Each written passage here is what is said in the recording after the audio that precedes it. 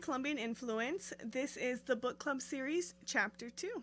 We are going to be diving into Chapter 2 of the Primal Wound today.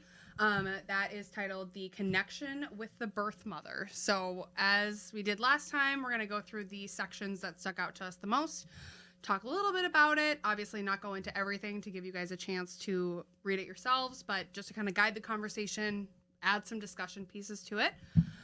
So let's dive in.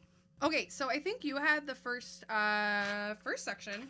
The mysterious link between mother and child was something that stuck out to you. What was that? So I had one little part that stuck out to me. It said, no matter how close they are to their adoptive parents, there is a space reserved for the mother who gave them birth. And this is kind of what I talked about in Chapter 1, how there was always that void, and I didn't know what it was until I was reconnected with my birth mom. And so I just wrote on here, I just agreed until recently I didn't understand why there was that void. So I've always agreed with that, but just until recently I didn't understand why there was that void. Interesting. And I don't know. And I think the void is still semi there, like I've talked about before, but it's true. There's always that space for your birth mom. I think what I'm hesitant to say but I mean, it's something that I can appreciate now more, especially like being so close with you, but also the way that some people refer to their birth mother or birth family is like first mom. And I think that's a really important thing that a lot of people don't even know about. It's actually something that Kate Lundquist also mentioned, is that her, way of raising her sons that are from Haiti is that like they grew up for a certain point with their birth mom, but they basically were like, it's kind of more referred to as their first mom. And so interesting. I think it just like it provides space, which I really like. And again, I was hesitant to say like I like this part about it because I mean it's still heavy. It's still like talking about this void that needs to be filled and everything. But I think that's something that can be maybe reserved for something more special than being just something that's painful. Because yeah, I didn't really have a ton of notes in the beginning. The first introduction, I kind of just, they talk a lot about the fact that the mother and baby are like psychologically one.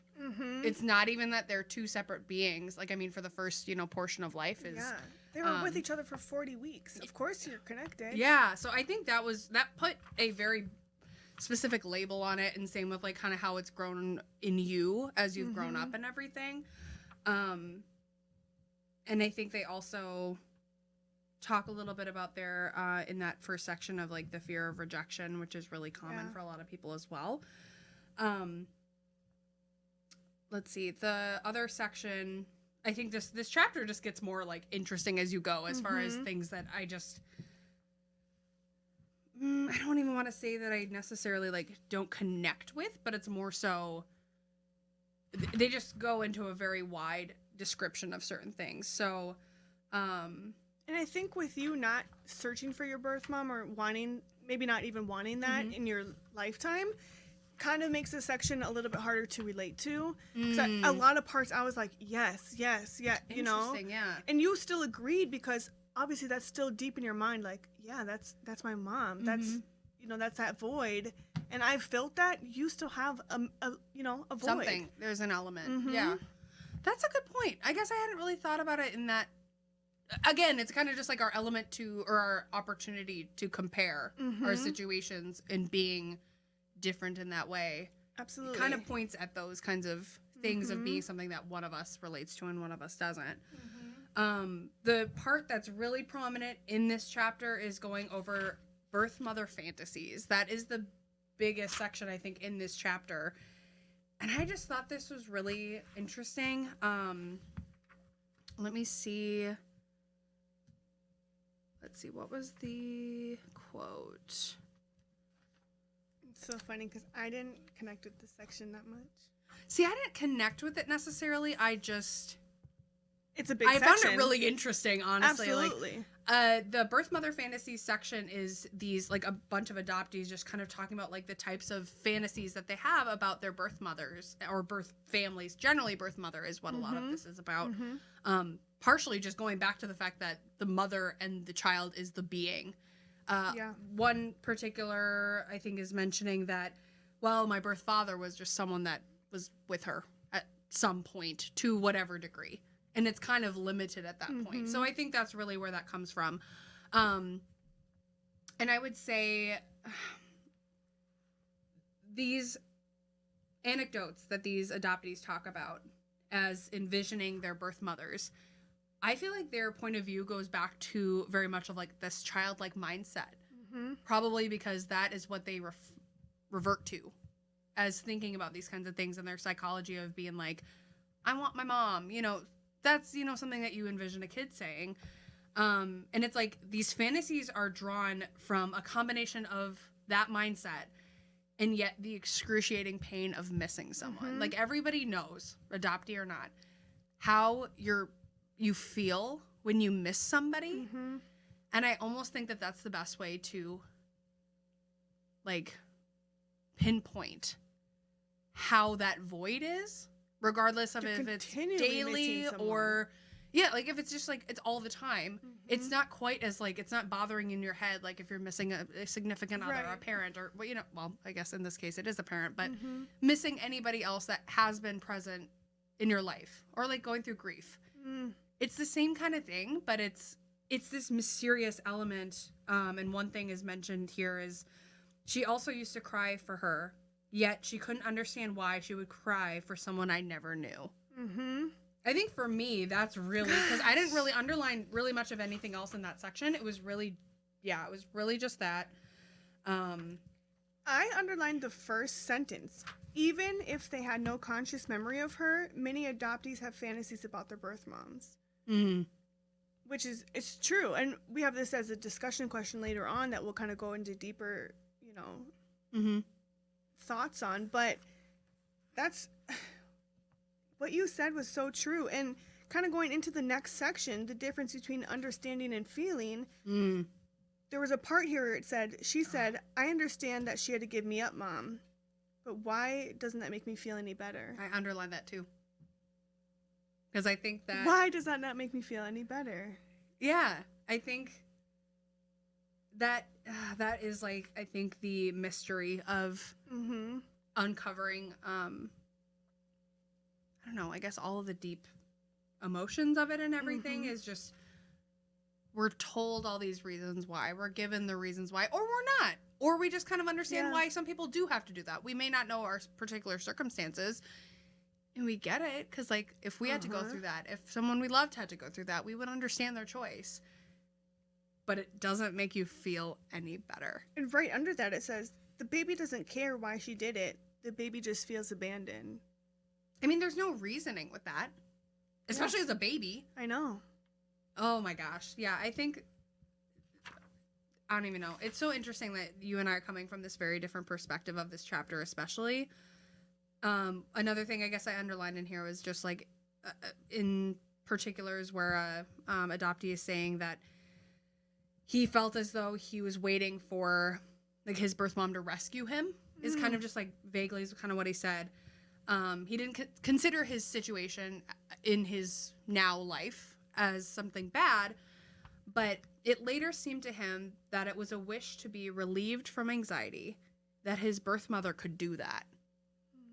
So I think that's also, I can see that being something where, I don't know, maybe part of, like, the reason why people want to look for birth family is because, you know, you're searching for that for your whole life, or, you know, just that feeling of being relieved of that. That's exactly why I did it. Yeah. I wanted to fill that void. I wanted to have those questions answered, that I had all these what ifs. And doing so and kind of figuring out that my mom was with me for 2 days, you know, also finding out that my birth dad's probably dead at this point because he was 50 when I was born. He had a whole other family. All those things are, like, I don't really even know how to explain it. It's just you don't really know the full story either. Mhm. Even when you hear all these different parts, like, I heard this after I've already met you. Why would you not tell me that part? Maybe it wasn't important to her, but it's important to me. I was with you for 2 days. Mm-hmm. Oh, yeah, there's a lot of, I think it's a lot of just like, this whole chapter feels very, it's a lot of just going into the what if. And that's kind of, what do you do with that? I don't know. I think that's why maybe this chapter I felt a little less, less validated in the way that I don't connect with the after birth mom search. I don't have any of that to refer to. So there's not really anything that I can be like, oh yeah, this is how whatever. It's just kind of like, yep, it's still just a what if. Like, this is what's happening. This is where I'm at right now. But it's really interesting just like the way that these people talk about the fantasies. Like, one person talks about like a fantasy that isn't necessarily a positive one. Yeah. I think that's really interesting, but it's also, can you relate to that mostly? Because this is kind of like one of our main questions, and we'll go back into the book on where we are, but what kind of birth mother fantasies did you have, if any? I think for me, not really a lot. I guess I can't pinpoint I can't really pinpoint a specific thing that I thought or wanted or whatever. And I remember, like, I think it was maybe sometime in, I can't even remember. It was probably early teens. I don't really even know. But I remember I did have, like, this reoccurring dream for a little while where it was, like, a figure of someone would walk away. And that's all that I remember. Like, that's all that I remember. But I remember I had a couple times where I'd just be like, someone's walking away and I feel a certain type of way. Like, you know how in dreams where you sometimes, if they feel too real, you wake up and you just feel that?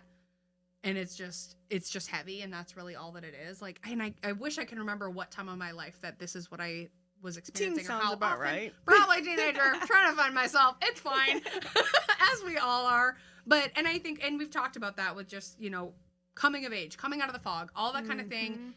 I personally think it's, going from a 1,000 piece puzzle to a 5,000 piece puzzle. That is really.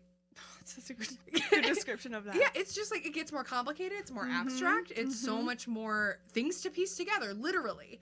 And I think that that's something that growing up and being a teenager, and that's probably why, like, I mean, now I have a really great relationship with my parents, and I know, like, you and I kind of connect on that too. It's like, and you and I both live very close to, our parents. And so it's like we're able to do that now as adults. But I think the normal coming of age that people have as teenagers there's a whole lot more to it that we have to add to as adults, which is kind of what makes it more of a challenge too, because we're just continuously trying to form our identity and ourselves and be a productive person to society and all that kind of stuff while doing all of this. And that's really complicated. And I think a lot of people do also, I don't know if the birth mother fantasies is a way to validate themselves, because I could see that being part of it. But you say that you didn't really ever do that. No, the only thing I can think of is seeing like a Latina woman walking by and be like, is that my mom? Yeah. Is that my birth mom? Is that my aunt? Like, what would it be like to be like in a household that only spoke Spanish, had bomb food all the time. No offense, Mom. But like super good like Latina food, like what we had on our live video, like the empanadas, the tamales, all of that. What would that be like? I think that's what I've kind of fantasized about, but it never really correlated with my birth mom. And I mean, this is obviously, it might be a story for another day, but I feel like for me, it's more so the cultural essence of it. Absolutely. It's less so the specific person. Yeah. Because, I mean, I find a lot of joy in learning new cultures and things like that. So it's like, that is something I'm now at a point where I'm so excited to be able to go back, you and I go back to Colombia together and be able to actually experience it together. After this COVID. I'd say give us 2 years. We'll be in Colombia. Yeah, for Absolutely. Sure. I think that's like really what I feel like I've been missing and haven't really had that really good opportunity to do. But I also don't know that totally I've been forgot ready you haven't for it. been there. Yeah. Like, you don't even have to do the search. Just Yeah. being there in your own culture is an experience in itself. Well, and I mean, even going back to when I have visited Spain, I mean, we've done Sure. our 23andMe. There's a lot of European, like Portuguese and Spanish in me. So it's when I was in Spain, you know, that was when I dyed my hair darker. You I talked about blended this. in. You Yeah. felt... I felt so like at home. And even Mhm. when I was in France, people were guessing that I was Spanish and speaking Spanish to me. I'm like, Shakira. I got nothing for you. I'm so sorry. Yeah, a man on the subway was talking to me and my girls, and we were on our way out, and like for a night out or whatever, and they were just like, "Oh, Shakira." I'm like, "Thank you. I will take that." And I guess kind of going back into that, like, not trying to cut you off no, there, go but for it. going back to the attachment and bonding section, it was a little bit before what we were just talking about, Mhm. but there's a part here it says, I believe that it would be safe to say that most adopted children from attachments... Let me start over. I believe that it would be safe to say that most adopted children form attachments to their adoptive mothers. This is a kind of emotional dependence which seems Yeah. critical to their survival. I remember but- reading that too. Bonding, on the other hand, may not be so easily achieved, and I can speak to that 100%. Me and my mom, she did everything for me. Why would I do that? Why was I so stupid as a young teenager? Mm-hmm. But I was so hard on her, and it was hard to have that bond. Mm-hmm. There was just something missing. It was like an aunt Mm-hmm. or something off. And Mhm. we've gotten so close, and I love you, Mom, so much, and you've done so much for me, and I couldn't thank you enough for everything. But Mhm.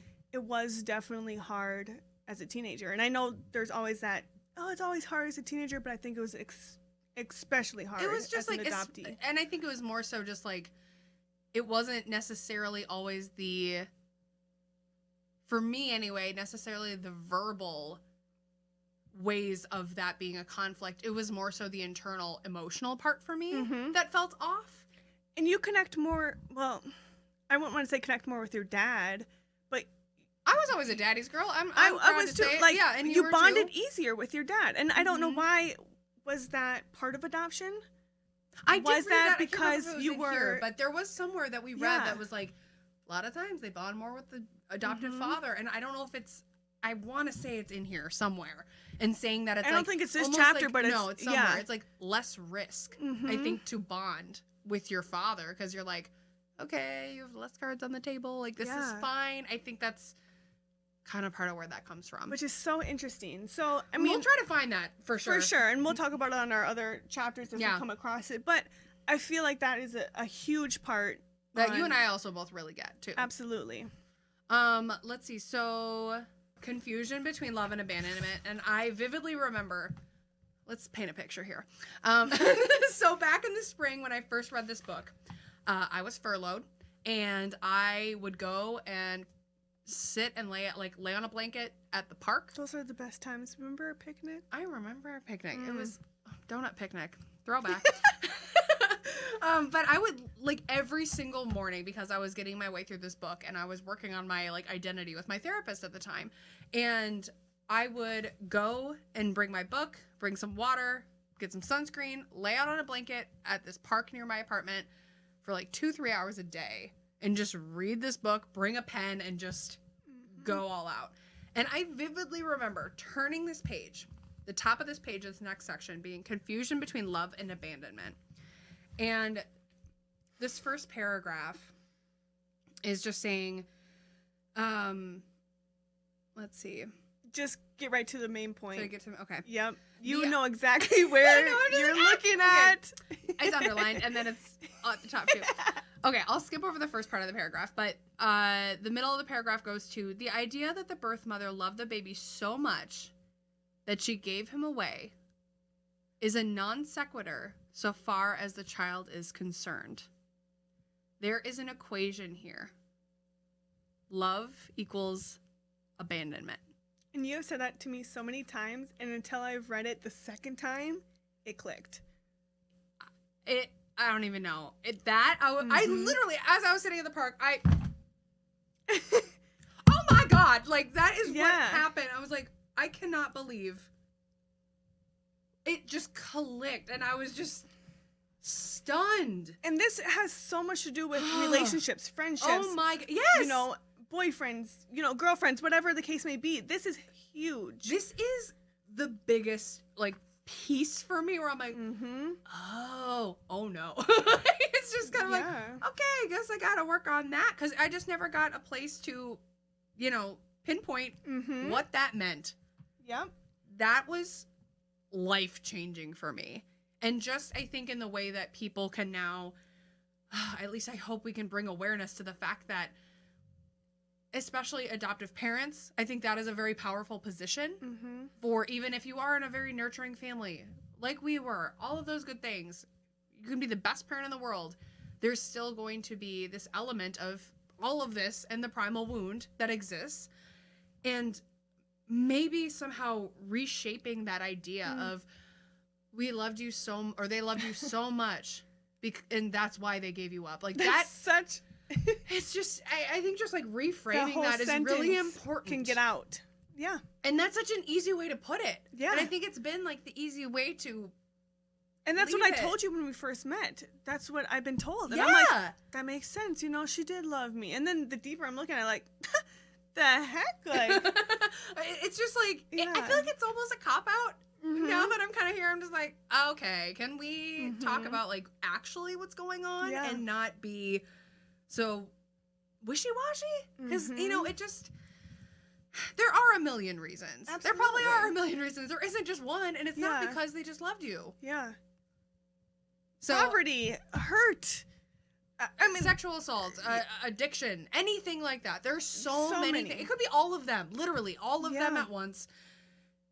I don't even know. There's just, again, I just feel like this is such a important thing that we need to work to reframe, because I think it's impacted both of us so harshly, and that I'm so like changed by reading this. I was at that park being like, oh my God, just audibly, and people with their dogs were like, what's going on? Like, is she okay? And I'm just like, no, I'm not okay. Come read this book. It's crazy. Listen to my podcast. Abandonment, like, get it out of there. Yeah, it was just like this in particular, like, that's kind of nearing the, you know, end of the chapter and everything, but that just, I will never forget that. And I will never forget the first time that I read that, because it just opened my eyes. Absolutely. And I don't think, I definitely underlined that same thing, because the more you talked to me about it, I'm like, oh my gosh, it opened my eyes to that. And I never in a million years thought that would be the case, but it is. It's so interesting how obvious it is now that we know it, or now that it's been kind of pointed out to us. Other than that, I think kind of going back to our questions that we had, so we talked about Birthmother Fantasies. So this, I guess, is kind of more towards me between the two of us. I mean, everyone else has their own stories, and the discussion is open for everyone. But if you've done the work to meet your birth family and had any type of resolution, how did that make you feel?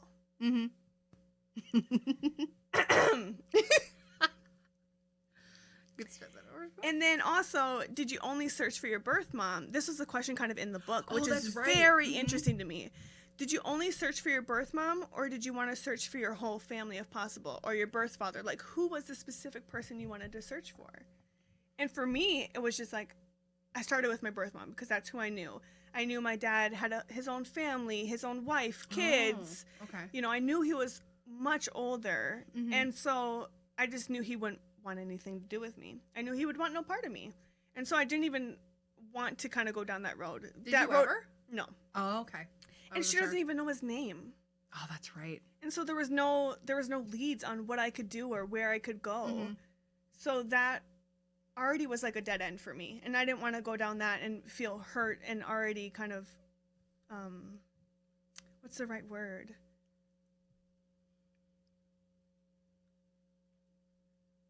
I literally cannot think of the word. Describe that again. Just finding him and then being told, like, rejected? You know, like the fear of rejection, kind of? Or? Yes, but that's not what I'm looking for, but in that sense. And so, doing so, I searched for my birth mom. And with that resolution, I filled that void. I filled those different feelings. Yes. And I've also opened up a million more questions. And I think that's a hard part, and a thing that most people don't talk about. You do have so many more questions coming up. You know, these little things like, did you miss my graduation? You missed this. You missed this. All my birthdays. Like, did you think about me? What are you like? What is life like there? What would it be like if I was there? You know, all these different things So I only searched for my birth mom, and I think that's just the way I did it. And I found out that I have a half brother, but she didn't have any family either. So I think while doing so, you could definitely find more family, but in my case, there was none. And I think going back to the fantasies, part of this is I've also thought about with my mental health and, you know, the huge downfall I had when I was a teenager. How would have this been if I was in Colombia? Yeah. Would have they been able to afford glasses? I needed glasses when I was in 4th grade. You know, therapy, different medications that I was on. Or was that all just part of adoption? That's what I always would wondered have. too. Yeah. Would I've ever had that? Yeah. No, I always wonder that too. It's just like, how does that actually? I mean, glasses I would have had. I mean, But, and I mean, the who different issues that I knows? found out, you know, medically that I would have had oh yeah, most likely. But it's just still a weird thing to think about. So I definitely That's have really interesting felt that you thought a about good, that with this one. felt a good resolution, but I've also still had all these questions and things I'm still learning about. And as an adoptee, I feel like you'll never know the full truth. No, there's always like something. And I think that's a hard thing to wrap your head around. Yeah.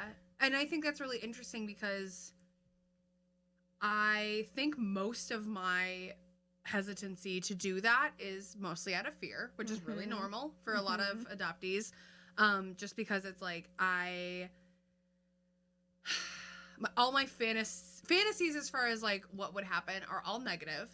And I just cannot stand the idea of being more lost than I am now. Yeah. And I think that is what drives me to... That's such a good point. Yeah, it's just like, it drives me to learn more about why. And just because like the time that you and I've been doing this, it's been so fulfilling for me and learning about it and helping other people. That's what I feel like I've been driven to do in my life, period. Absolutely. And so I couldn't it's agree like, more. Yeah, and so it's like, okay, well, that I'm doing, and that is fulfilling a lot of what that is, because I didn't have the answers. If I can find the answers for myself and provide it for like 5 other people, I'm in. That's all I need. But it's like the idea of going into that idea or going into a search is so just, what if this gets worse? But do you ever think of what if it could get better? No. What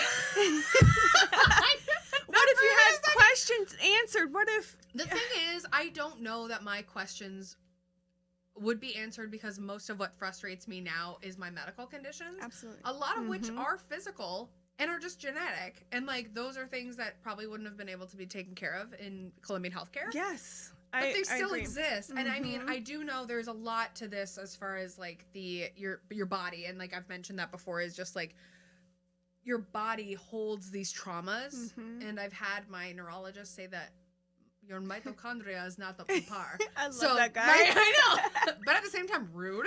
Don't talk about my mitochondria. Right.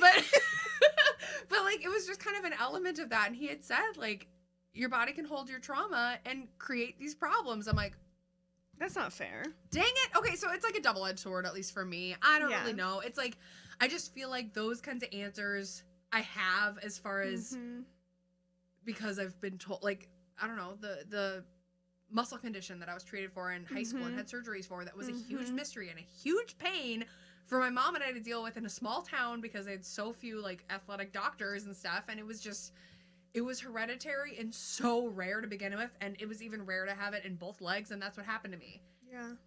And then I ended up having it also just like what in my if your arm. birth mother had that? And she probably didn't ever get to have it treated. And it's just like, but what does that make a difference? Good point. I just don't know. Like, for Good me, point. I don't know that it will make a difference for me at this point, because That's a really great point. I'm finding a lot more with, even just this last year, just finding that opportunity to be self-sufficient emotionally, physically, just every element of this, like, mentally. And be able to just, like, take the cards that I've been dealt. Yep. And also make it more, I don't know, maybe more accepted for other adoptees to feel like they don't want to, and do it in not a just a fear-based way. I mean, mine isn't necessarily all fear-based. There is an element of it where just like, no, I'm really happy with doing this on my own. And I'm glad that this is what is bringing me that peace. Yeah. it's so interesting because it's hard to say what I'd feel if I didn't do the search at this point. Yeah. I mean, but doing it, I'm just like, oh, come on. It was so validating. You know, like I just feel all these emotions. But what you said blew my mind and made me kind of take a step back. Like, you're right. This is our journey. mm-hmm. What you find out might not be what you want. Why take a step back mental health wise and ruin that? You know, it would just. And that like kind of just scares me a little bit. That just would with, like, be how much so I've scary. done already. Absolutely. But at the same time, it's like, okay, if I were to be ready in 10 years, I don't know what that'll bring me as far as like people being alive. Mm-hmm. So it's like, I think right now it's kind of just making my peace with the fact that this is when I should do it. Mm-hmm. But I don't really want to do it. Yeah, it's kind of like Eric's story. Maybe when you're older, you'll find out she passed away, but you can still connect with other things. And honestly, I feel like with his story, with the, the photo project that he did and everything, it was being able to just connect with seeing someone that looked like him was huge. Yeah. And I get that for sure. Granted, I think that would be a little bit more difficult with an international adoption, but regardless of that, I think it's still something that, I've enjoyed also just with the 23andMe, because I have a second or third cousin that lives in Madison, Wisconsin. She's just a few years older than I am. And that's a big friends. step. That's huge. And that's fun. It's like, it's somebody that's closer in my age. And it's just like, we're related. Mm-hmm. That's super cool to me and really exciting for me. And it's like, and not so much of that emotional dauntingness of, there's not as much, or really any conflict with that. It's just like, you exist. You are my family. Yeah. Like, that's crazy. And that's a big step. That's something maybe you would have never done. And I will never pressure you into doing something you wouldn't want to do. And it is an extremely, extremely emotional, hard. I mean, I don't think I could do it now. If I was to do it now. Interesting. I had to just rip the Band-Aid off. I had to do it right when I could. I was just going to say, because I'm like a decade older than what you were when you did that. So I just had to be done. Interesting. Mm-hmm. And then over these years, I've been able to cope with it. Yeah. And I think it's taken me, 8 years to figure out what those feelings meant, how I feel now, what do I want from this? Like, that's the big thing that no one talks about. What do you want from it now? Wow. What does this do for you? What you just said, what does it do for you? It's a whole nother thing. And if you're not ready, you absolutely should not start that journey, because it is a life-changing journey. You want to be fully mentally, physically, I mean, everything in that zone to do it. And if you're not ready, I would not do it. I mean, it's a huge task, a huge, not even like I wouldn't say burden, but it's a lot of weight on your shoulders to really, figure out. Wow. For a chapter that I was like, I don't really connect that much. I'm just like, well, besides here you are. Yeah, I know. It's just, but it's still, we didn't get to discuss this the first time we read it, so this is great. So how did it make you feel? Like, obviously we could relate here and there to, I think, all the chapters we can definitely relate to, but overall feelings, what did you take from this one? I would say overall, it was kind of just validating that, like, knowing that connection exists and is lost. Just acknowledging that piece is, I think, really important. Just to know that that's something that, may just be a little nagging thing in my brain of like, hey, this exists and this is hard and this is something that existed so strongly and closely. Yeah. For a good chunk of time. Like, I've known people less time than 40 weeks, and it's like, that's a significant amount of time. It's very interesting. I don't even want to say anything else besides that. I think that's kind of where I leave it with this chapter. And I think for me, it's just kind of validating that those voids that I felt are real. The connection I struggled to get with my mom, my adoptive mom versus my birth mom, kind of now having both, how to cope, how to deal with that. Those feelings are valid and other people feel that. And either searching or not searching, you still have those feelings. You still have kind of that mini void. And it's something we can just all relate on. And I don't know how to make it better or how to close that without doing a search. Like that was my healing. But like what you said, doing this might be your closure on that void. Mm-hmm. Listening to our podcast might be the closure on that void for you. I don't know. Or leading you to the next path. Absolutely. As far as getting that, I don't know, that either the validation or the motivation to actually start doing it. And we have had people tell us that, like, listening to our podcast has been an inspiration for them to do it. And we love you guys so much. I Like, know. literally, those That makes messages. my day. Yes. This is why we did it. We just wanted to connect with somebody, and we got connections, the first week? First, literally first week. Couple It was just- days. Yeah, we've just... and continuously since then, just Yes. people that we're now becoming so close with. Absolutely. And that's all that we really could ask for. So be sure also, if you're looking for a copy, either for yourself or for someone else, go to our website, colombianinfluence.com, COLOMBIAN, influence.com, and go to resources. You can go to our bookshop online and order a copy, order a couple copies. Here we go, Primal Wound.